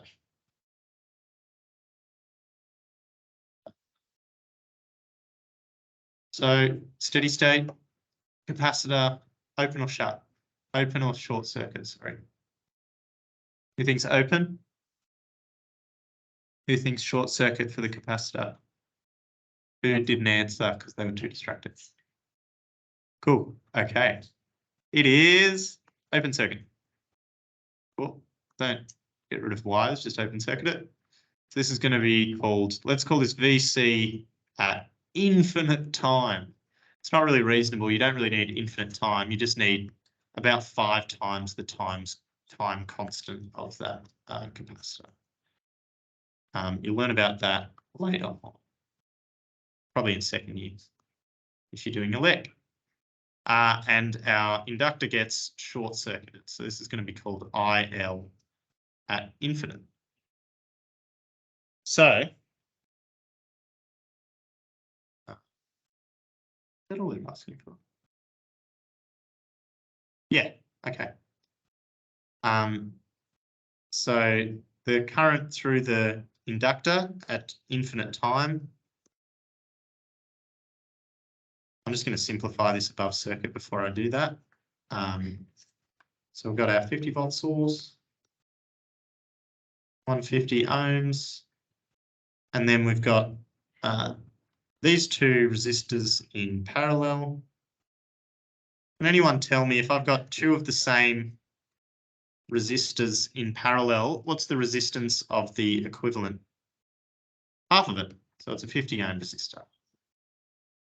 And then we can find this is going to be IL infinite. IL infinite is going to be equal to just 50 volts divided by 200 ohms, which is our total. 50 plus 150, 0.25 amps. You can also write 250 milliamps if you want to look super fancy. And then the voltage across the capacitor at infinite, you can see that its plus terminal is here and its minus terminal is here. It's just the voltage across our 50 ohm resistor. So it's going to be, maybe we can do this, 250 milliamps times 50 ohms, which is going to be 12.5 volts. Another way you could do that is, of course, with a voltage divider. And that's that. Any questions? Yay, we just did a past paper, everyone. How do we feel? Woo! Round of applause. I've got a question. Why is the current and voltage the same at 0 plus and 0 minus? The answer for why the current and voltage is the same is just because the voltage across the capacitor is C dV dt. If it could change voltage instantaneously, we'd be able to get infinite energy. If change instantly. So essentially, or infinite voltage, I should say, which is the same.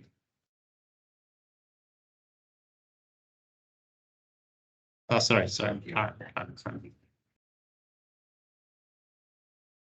I.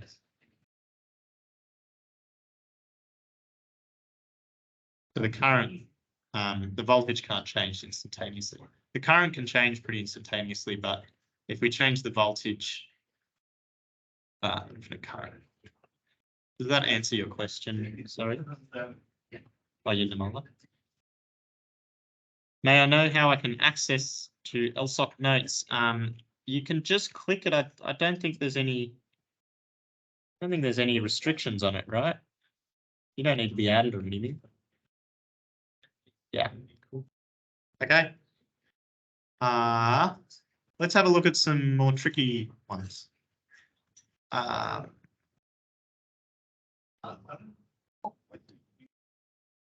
Okay, I'm just going to stop sharing for a second while I get set up. Just bear with. Okay.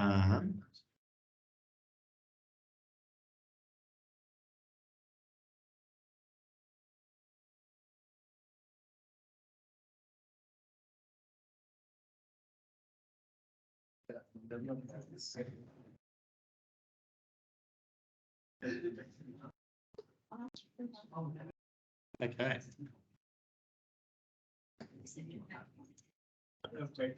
like everyone to give this one a crack. See if you can find the equivalent resistance here, and then we'll go through it. Oh, sorry, everyone online. Sorry.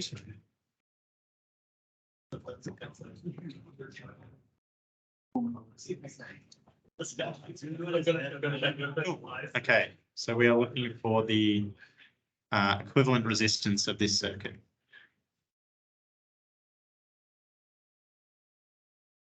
Ooh. Let's go.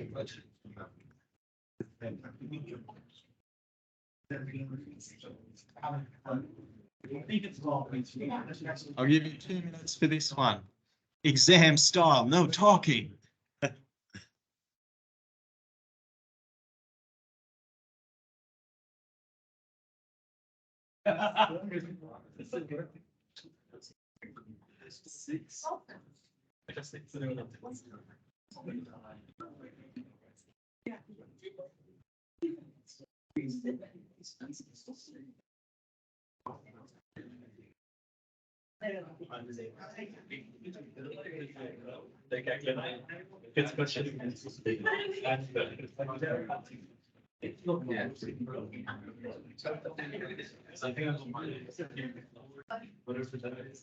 Hey.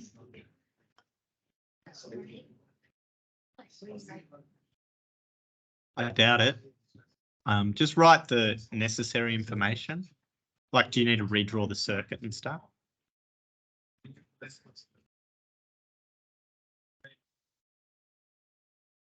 Because it's an in-person exam, right? I would redraw the circuit, but just triple check that you've got it right. Yeah, that's tricky. I haven't sat an in-person quad 1 exam, so I'm not sure.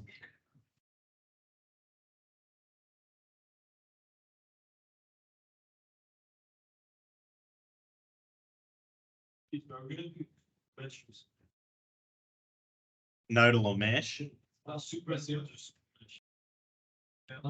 We had a super node example. I can find a super mesh example if you want.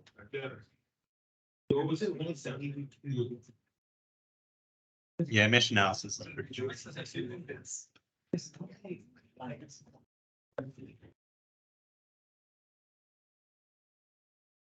Okay, how'd we go? Okay, on the count of 3, I want everyone to yell out what number they think it might be. 3, 2, 1. 14.4. Wow, that was in unison. I loved it. Yeah, so that's good. The way I went through it was I did 1 parallel 5. Maybe we can just walk through it. 1 series 5. And then these 2 can get smushed together, and then these 2 are in parallel. Sorry, these 2 are in parallel, and then these 3 are all in series. Cool. We can also check out the Olstad for that. So if we go back, this is what the Olstad looked like. And you can see it's 14.4 ohms. Great job, everyone. That's really good. Whee! Okay, that's super node equation. We haven't really looked at a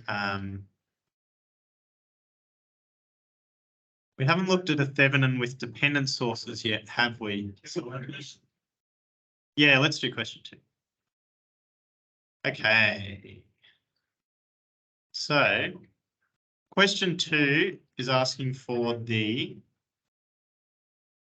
oh, isn't that? I'm just going to move this.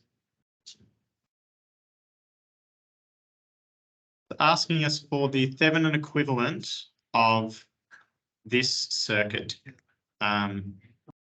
Would people like to give that a crack? Find the Thevenin equivalent of this circuit? Yeah, go for it. Okay, challenge.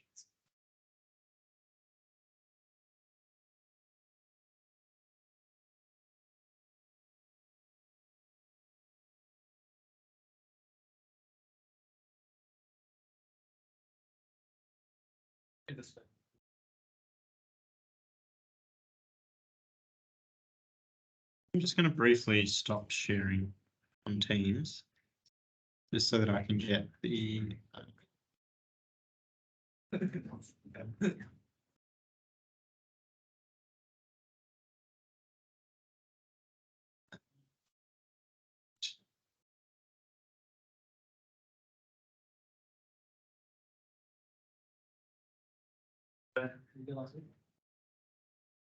Nice. Okay, I'll give you maybe 5 minutes on this one. See how you go. 10 minutes. I got some scared looks.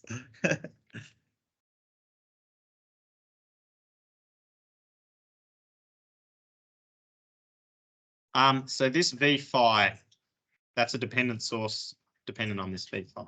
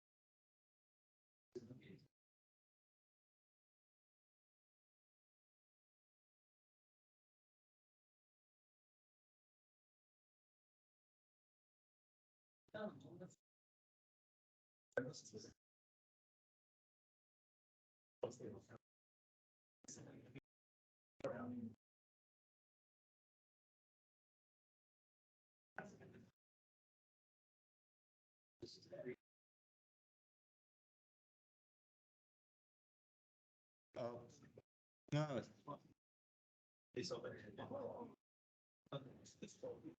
Sorry.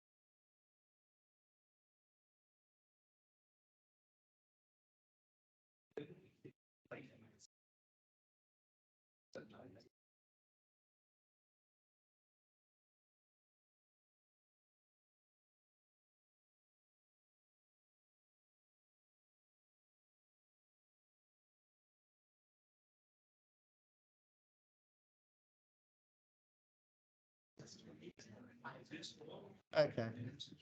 How do we go? Did anyone find a Thevenin, V Thevenin value?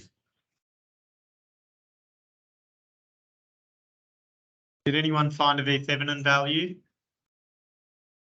That's okay. It's a hard question. Did anybody shout out your values if you got one? Yeah, it's a tricky one, I know. It's a tricky one. Did anyone get an R Thevenin value?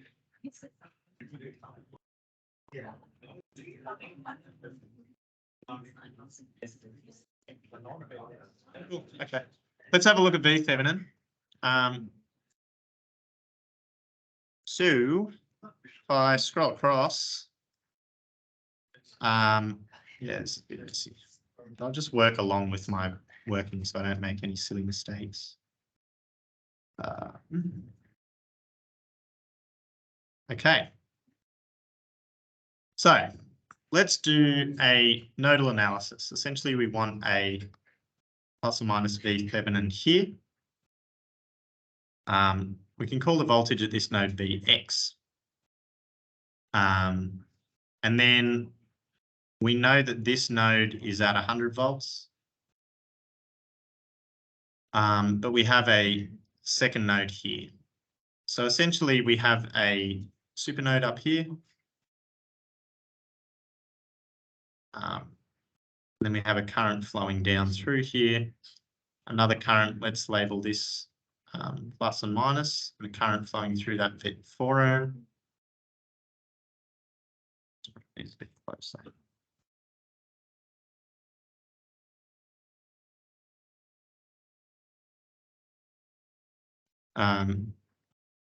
We have another current flowing through here and a current flowing down through Vx. So if we want to write, let's do maybe KCL at Vx.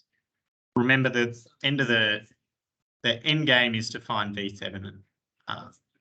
So KCL at Vx, we get 100 minus Vx on 4. That's going to give us the current flowing in.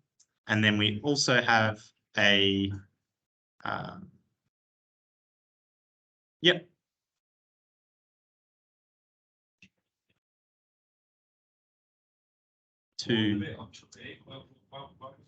No, because we've got this 4 ohm resistor in the way, so you can't have resistors in a supernode. Well, you could, but yeah, essentially this is going to be V2 because that complicates your constraint equation, if that makes sense. So 100 minus Vx on 4, and then that's going to equal, maybe we can have a few currents flowing out of here. So that's going to equal Vx minus 20 on 4. So that's this current flowing down here, Vx minus 20. So the voltage here is 20 on 4. And then this is going to be Vx minus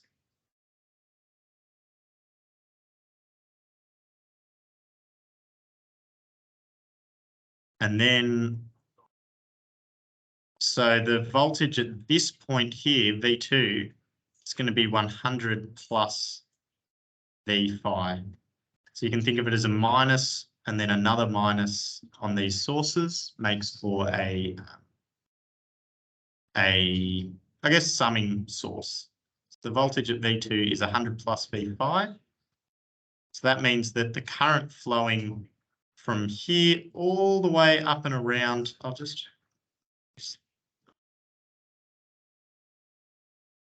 all the way up and around through here and through there into this node is going to be the voltage at the plus terminal, and we'll add these two in series, the two 4 ohms, minus the voltage at the negative terminal divided by the 8 ohms.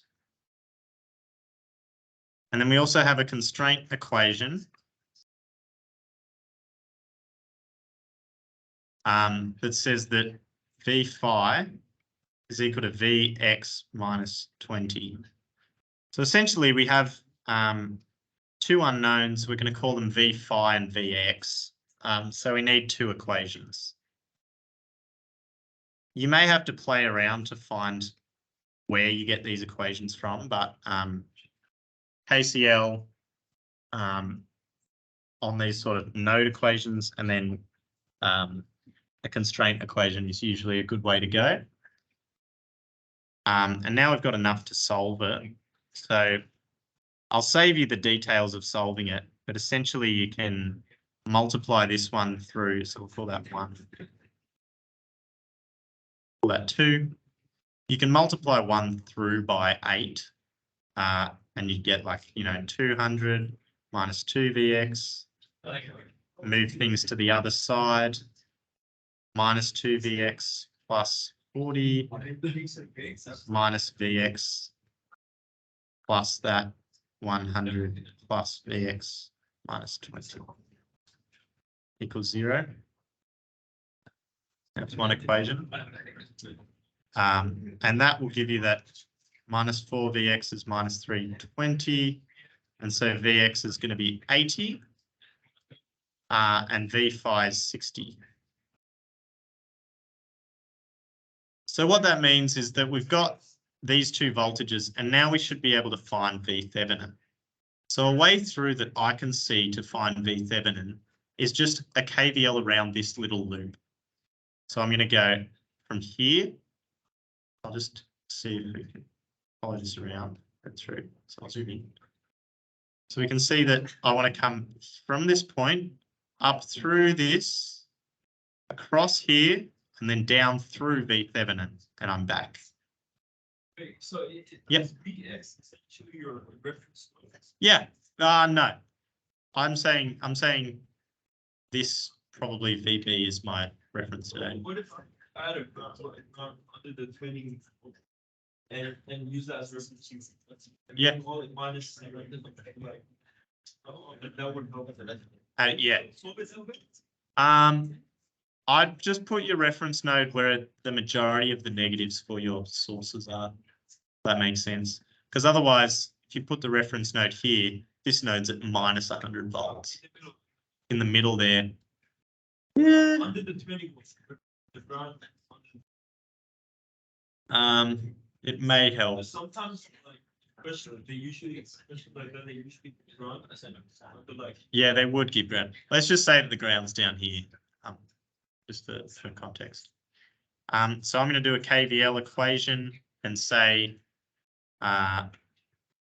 so minus 20 minus V phi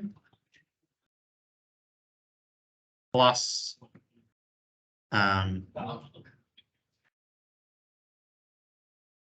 4 times the current I.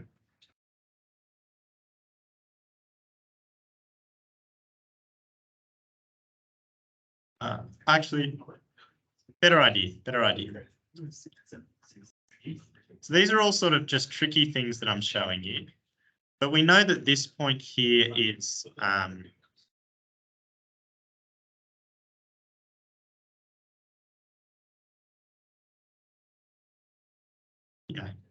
minus 20 minus V phi.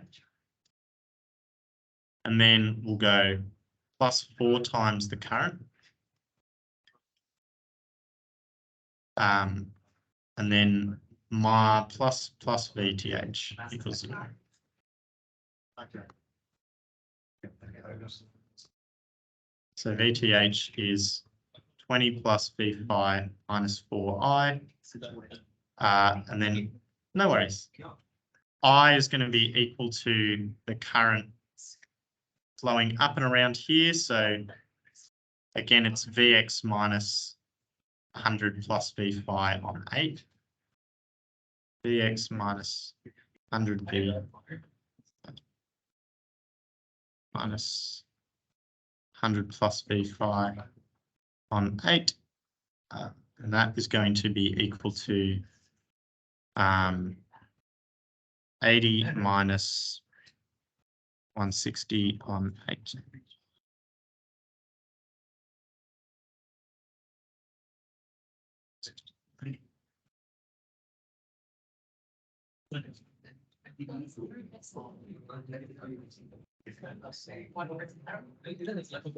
Minus 10 amps,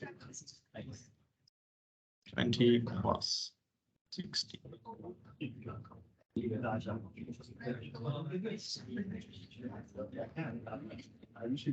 Plus 40, so then V Thevenin is going to equal 20 plus 60 plus 40, which is 120 volts. So we found a V Thevenin. And then from there, if we want to find an R Thevenin, we have a dependent source. So I do have I think I know a quad one. This is the handy little guide of which method to use for R Thevenin. Oh, apologies. I'm not sharing it on my screen. This is a handy little guide on what method to use. So you can see that we have both independent and dependent sources. So we could just find the short circuit current. Maybe we'll do that. We could also deactivate all the independent sources and replace them, put in a test source. So let's do the short circuit method, just for time's sake. Is that a better method? It just, sometimes it's better, sometimes it's not. Sorry, I didn't see where the question came. Oh, down here. Sometimes it's better, sometimes it's not. It just depends. So if I grab this circuit, for the short circuit method, this is to find our Thevenin.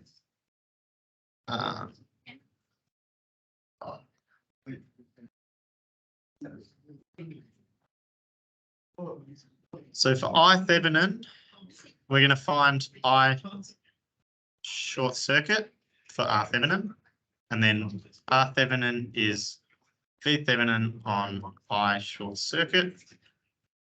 Let's do some mesh, I reckon. I1, I2, I3. It's going to be a bit of a pain, but we'll go for it.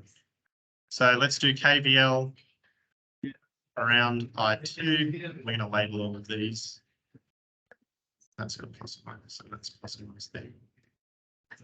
Let's go for I1.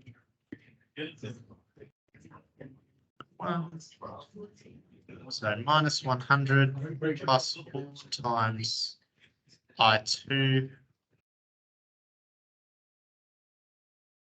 I2 minus I1. So that's coming up through here, and then plus 4 times I2. Sorry.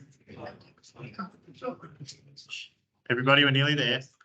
We may not get time to finish off this, but I'll leave it with you and you can verify it.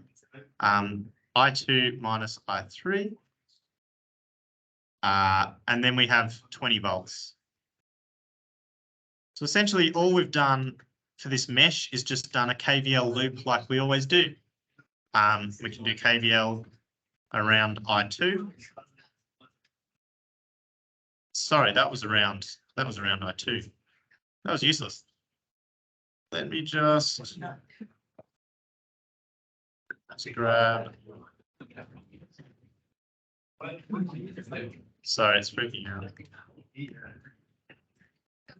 Please.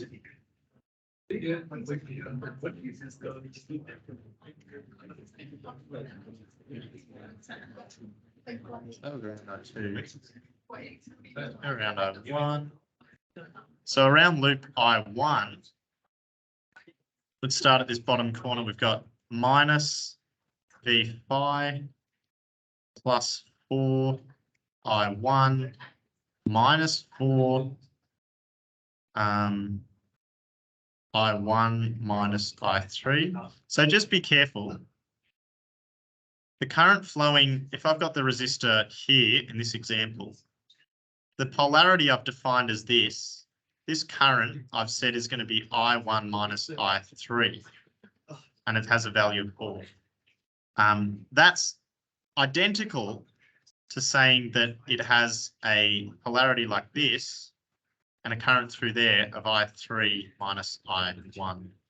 So when you're doing your mesh, just be so careful of the currents that you've got, the directions that they're going in. And I'll write out the last mesh equation. So minus 20, that didn't work. Minus 20 volts, minus 4 times, well, actually, I'll just write minus V5 plus 4 times I3 minus I1 is equal to 0. Now this V phi we can find as 4, which is our ohms, times by I2 minus I3. And finally, I short circuit is equal to I3. So with these equations, and this one subbed in where it needs to go, there and up there, you would be able to find the short circuit current. And then using the Thevenin voltage of 120 volts, you'd be able to find the Thevenin resistance. That was probably a bit more of a tricky one. We got a bit of mesh in there. There wasn't any super meshes, I apologize, but essentially a super mesh. Yeah, just look in your textbook for any of those examples. Hopefully this was helpful for everyone. We've just hit 5 p.m. Thank you so much for coming. Yeah. Good luck in your midterm. You got this.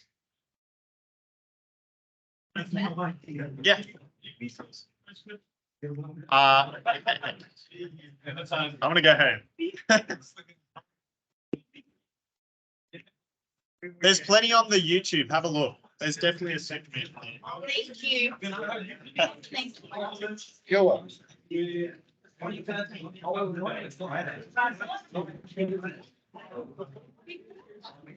No worries. No worries.